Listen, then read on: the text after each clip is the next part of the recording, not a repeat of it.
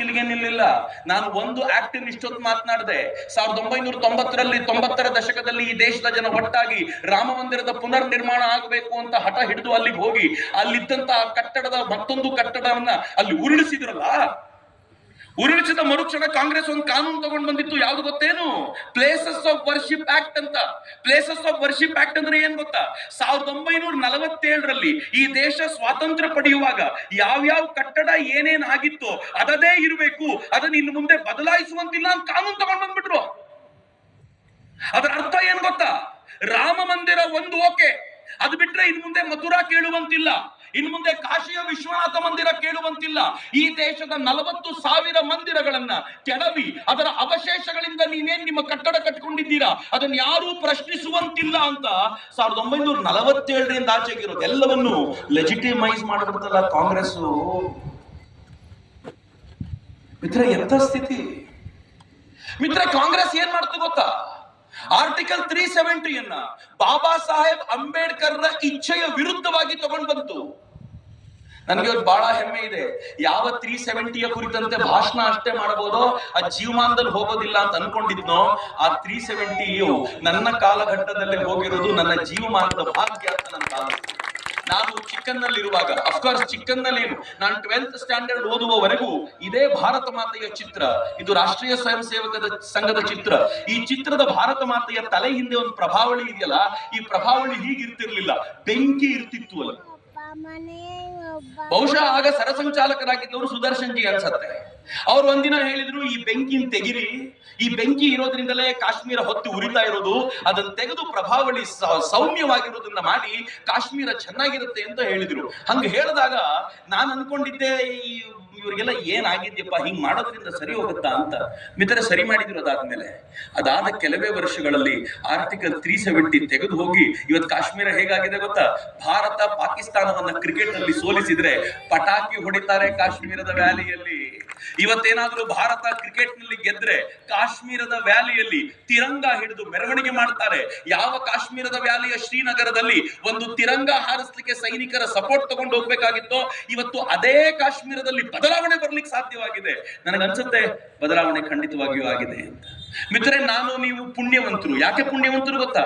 ನನ್ನ ತಾತನಿಗಿಲ್ಲದ ಭಾಗ್ಯ, ನನ್ನ ತಂದೆಗೆ ಸಿಗದ ಭಾಗ್ಯ ನನಗೆ ಮತ್ತು ನಿಮ್ಮ ಕಾಲದವರಿಗೆ ಸಿಕ್ಕಿದೆ.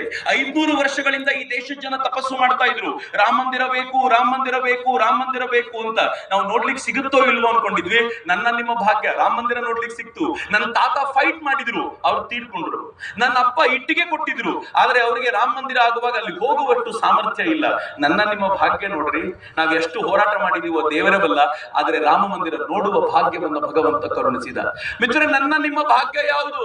ಯಾವ ಕಾಶಿಯ ವಿಶ್ವನಾಥ ಮಂದಿರ ಸಂಧಿ ಗೊಂದಿಗಳಲ್ಲಿ ಹೋಗಬೇಕಾಗಿತ್ತು. ಹಿಂದುತ್ವದ ಪುನರ್ಜಾಗೃತಿ ಹೆಂಗಿದೆ ಅಂತಂದ್ರೆ ಇವತ್ತು ದೊಡ್ಡದಾಗಿರುವಂತ ಕಾರಿಡಾರ್ ಆಗಿದೆ. ಈ ಗ್ರೌಂಡ್ ಎಷ್ಟು ದೊಡ್ಡದಾಗಿದೆಯೋ, ನೀವು ನನ್ನನ್ನು ಕೇಳೋದಾಗಿದ್ರೆ ಬಹುಶಃ ಇದಕ್ಕಿಂತಲೂ ದೊಡ್ಡದಾಗಿರುವ ಕಾರಿಡಾರ್ ಅನ್ನ ಇವತ್ತು ಕಾಶಿಯ ವಿಶ್ವನಾಥನಿಗೋಸ್ಕರ ಮಾಡಿಕೊಟ್ಟಿದ್ದಾರೆ. ಅಷ್ಟೇ ಅಲ್ಲ, ಬಹಳ ಬೇಗ ಯಾವ ಜ್ಞಾನವಾಪಿ ಮಸೀದಿಯ ಕುರಿತಂತೆ ನಾವು ಮಾತನಾಡ್ತಿದ್ವೋ ಅದು ಕೂಡ ಇದೇ ಕಾಂಪೌಂಡ್ ಒಳಗೆ ಸೇರಿಕೊಂಡು ಮಂದಿರದ ಒಂದು ಭಾಗವಾದರೆ ಅಥವಾ ಅದೇ ಮೂಲ ಮಂದಿರವಾದರೂ ಕೂಡ ಯಾರು ಆಶ್ಚರ್ಯ ಪಡಬೇಕಾಗಿಲ್ಲ. ಅಂತದೊಂದು ವೈಭವದ ಸ್ಥಿತಿಗೆ ಭಾರತ ಬರಲಿಕ್ಕಿದೆ. ಮಥುರಾ ಮಂದಿರ ಬಹಳ ದೂರ ಇಲ್ಲ. ಭಾರತ ಮಥುರಾ ಮಂದಿರದ ಮೇಲೂ ಕೂಡ ಹಿಂದೂಗಳು ಕೃಷ್ಣನ ಆ ಸುಂದರವಾಗಿರುವಂತ ಮಂದಿರ ನಿರ್ಮಾಣವಾಗಿರುವಂತ ದೃಶ್ಯಗಳನ್ನ ನೋಡುವ ದಿನಗಳು ಬಹಳ ದೂರ ಇಲ್ಲ ಅನ್ಸುತ್ತೆ. ಆದ್ರೆ ನಮ್ ಪುಣ್ಯ ಇಷ್ಟೇ ಅಲ್ಲ. ನಮ್ ಪುಣ್ಯದ ಕಾಲಕ್ಕೆ ಆರ್ಟಿಕಲ್ 370 ಹೋಯ್ತು. ನಮ್ ಪುಣ್ಯದ ಕಾಲಕ್ಕೆ ಮಹಾಕುಂಭ ನಡೀತು. 144 ವರ್ಷಗಳಿಗೊಮ್ಮೆ ನಡೆಯುವಂತ ಮಹಾಕುಂಭ ನನ್ನ ತಾತನಿಗೆ ನೋಡ್ಲಿಕ್ಕೆ ಸಿಗ್ಲಿಲ್ಲ, ನನ್ನ ತಂದೆಗೆ ಹೋಗೋ ಭಾಗ್ಯ ಇರ್ಲಿಲ್ಲ, ನನಗ್ ಸಿಕ್ತು. ಇನ್ನೂ ಹೆಮ್ಮೆಯಿಂದ ಹೇಳ್ತೀನಿ, ಯಾರು ಈಗ ಮಕ್ಕಳನ್ನು ಹೆತ್ತಿದ್ದೀರೋ ಅವರಿಗೆ 144 ವರ್ಷದ ನಂತರ ಮತ್ತೊಂದು ಮಹಾಕುಂಭ ಭಾಗ್ಯ ಇಲ್ಲ. ನನಗೆ ಮತ್ತು ನಿಮಗೆ ಭಾಗ್ಯ ಚಂದನ ಈ ಭಾಗ್ಯ. ಮಿತ್ರ, ಈ ಭಾಗ್ಯವನ್ನ ನೆನಪಿಸ್ಕೊಂಡು ಸುಮ್ಮನೆ ಇರೋದೇನು? ಈ ಭಾಗ್ಯವನ್ನು ಉಳಿಸಿಕೊಳ್ಳಲಿಕ್ಕೋಸ್ಕರ ನಾವೇನಾದ್ರೂ ಮಾಡಬೇಕಾಗಿದೆಯಲ್ಲ, ಆ ಮಾಡುವ ಪ್ರಕ್ರಿಯೆಗೆ ಇವತ್ತು ನಮ್ಮ ಜೊತೆಯಾಗಬೇಕಾಗಿದೆ ಅಂತ ನನಗೆ ಬಹಳ ಅನ್ಸೋದೇನು ಗೊತ್ತೇನು? ಇವತ್ತಿನ ಪೀಳಿಗೆಯನ್ನು ಬಲಗೊಳಿಸ್ಕೊಳ್ಳಬೇಕು. ನನಗೆ ನಮ್ಮ ಹೆಣ್ಮಕ್ಕಳನ್ನು ನೋಡಿದಾಗ, ನಾನು ಕ್ಷಮೆ ಕೇಳ್ಕೊಂಡೆ ಹೇಳ್ತೀನಿ, ನಮ್ಮ ಹೆಣ್ಮಕ್ಕಳು ನೋಡಿದಾಗ ಬೇಸರ ಅನ್ಸುತ್ತೆ. ಈ ದೇಶದ ಹೆಣ್ಮಗು ಹೇಗಿದ್ಲು ಗೊತ್ತಾ? ಯಾವ್ದಾದ್ರೂ ಒಬ್ಬ ಮುಸಲರ ನವಾಬ ಕಣ್ಣು ಹಾಕಿದ್ರೆ ಅವ್ರ ಕಣ್ಣನ್ನು ಕಿತ್ತು ಬಿಡ್ತೀನಿ ಅಂತ ಹೇಳೋದ್ರ ಕತ್ತಿಯನ್ನ ಹಿರಿದು ನಿಲ್ತಾ ಇದ್ದಂತ ಝಾನ್ಸಿ ರಾಣಿ ಲಕ್ಷ್ಮೀಬಾಯಿಯ ನಾಡು ನಮ್ಮದು. ಆದರೆ ಪ್ರೇಮ ಅನ್ನೋ ಹೆಸರಿನಲ್ಲಿ ಅನ್ಯ ಮತೀಯನೊಬ್ಬನ ಜೊತೆಗೆ ಓಡ್ ಹೋಗ್ತಾ ಇದ್ರೆ ಏನ್ ಹೇಳ್ಬೇಕ್ರಿ? ನಾನು ಇದಕ್ಕೆ ಇತ್ತೀಚೆಗೆ ಒಂದು ಮಾತನ್ನು ಹೇಳೋದಕ್ಕೆ ಬಹಳ ದೊಡ್ಡ ವಿವಾದ ಕ್ರಿಯೇಟ್ ಮಾಡಿದ್ರು.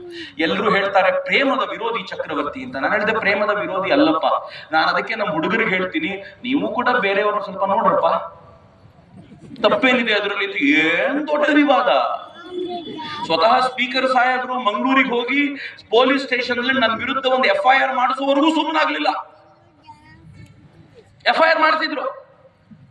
ಕೋರ್ಟ್ ಹೇಳಬೇಕಾಗಿ ಬಂತು, ಚಕ್ರವರ್ತಿ ಅವರನ್ನ ನೀವು ಅರೆಸ್ಟ್ ಮಾಡಬಾರದು ಅಂತ ಕೋರ್ಟ್ ಹೇಳಬೇಕಾಗಿ ಬಂತು. ಇಲ್ಲದೆ ಹೋದ್ರೆ ನಾನು ಎಲ್ಲರನ್ನೂ ಪ್ರೀತಿಸಿ ಅಂತ ಹೇಳಿ ತಪ್ಪು, ಇವರು ಪ್ರೀತಿಸಿ ಅಂತ ಹೇಳಿದ್ರೆ ಅದು ಪ್ರೀತಿ, ನಾನು ಹೇಳಿದ್ರೆ ದ್ವೇಷ. ಹೆಂಗ್ರಿ ಅದು?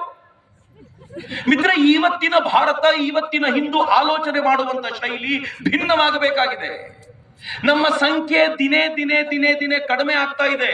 ಈ ದೇಶಕ್ಕೆ ಸ್ವಾತಂತ್ರ್ಯ ಬಂದಾಗ ಮುಸಲ್ಮಾನರ ಸಂಖ್ಯೆ, ದೇಶಕ್ಕೆ ಸ್ವಾತಂತ್ರ್ಯ ಬಂದಾಗ ಪಾಕಿಸ್ತಾನಕ್ಕೆ ಹೋಗಿ 9% ಜನ ಭಾರತದಲ್ಲಿ ಉಳ್ಕೊಂಡಿದ್ರು. ಇವತ್ತು 18-20% ಆಗ್ಬಿಟ್ಟಿದ್ದಾರೆ, ಡಬಲ್ ಆಗಿದ್ದಾರೆ. ಪಾಕಿಸ್ತಾನದಲ್ಲಿದ್ದ ಮುಸಲ್ಮಾನರು 1%ಗಿಂತ ಕಡಿಮೆ, ಹಿಂದೂಗಳು 1%ಗಿಂತ ಕಡಿಮೆ ಬಂದ್ಬಿಟ್ಟಿದ್ದಾರೆ. ಅಲ್ಲಿ ನಿರಂತರ ನರಮೇಧ ಆಗಿದೆ. ಅಲ್ಲಿಂದ ಜನ ಭಾರತಕ್ಕೆ ಓಡಿ ಬಂದು ನಮಗೆ ಸಿಟಿಜನ್ಶಿಪ್ ಕೊಡಿ ಅಂತ ಕೈ ಮುಗಿದು ಕೇಳ್ಕೊಳ್ತಾರೆ. ಬಾಂಗ್ಲಾದೇಶದಲ್ಲಿದ್ದ ಹಿಂದೂಗಳನ್ನ ದಿನ ಬೆಳಗಾದ್ರೆ ನರಮೇಧ ಮಾಡಲಾಗುತ್ತೆ. ಆದ್ರೆ ಭಾರತದಲ್ಲಿ ಮುಸಲ್ಮಾನರ ಸಂಖ್ಯೆ ಹೆಚ್ಚುತ್ತಾ ಇದೆ. ನನಗೇನು ಬೇಜಾರಿಲ್ಲ.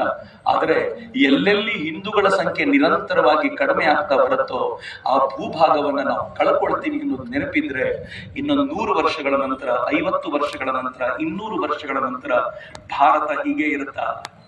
25ನೇ ವರ್ಷದ ನಂತರವೂ ಕೂಡ ಯಲ್ಲಾಪುರದಲ್ಲಿ ಯುಗಾದಿ ಉತ್ಸವ ಮಾಡಿದ್ದೀರಾ? 75ನೇ ವರ್ಷದ ನಂತರ ಯುಗಾದಿ ಉತ್ಸವಕ್ಕೆ ಹೀಗೆ ಸೇರ್ತೀರಾ? ಈ ಪ್ರಶ್ನೆ ನನ್ನ ಕಾಡುತ್ತೆ ಮಾತ್ರ. ಯುಗಾದಿ ಉತ್ಸವ 25ರಲ್ಲಿ ಮಾಡಿದ್ದು ಬಹಳ ದೊಡ್ಡದು ನನಗೆ ಅನ್ಸಲ್ಲ, ಅದ್ಭುತ. 25 ವರ್ಷಗಳಿಂದ ಬಿಟ್ಟು ಬಿಡದೆ ಮಾಡ್ಕೊಂಡು ಬಂದಿರುವ ಎಲ್ಲರಿಗೂ ನಾನು ಶಿರಸ ನಮಸ್ಕಾರ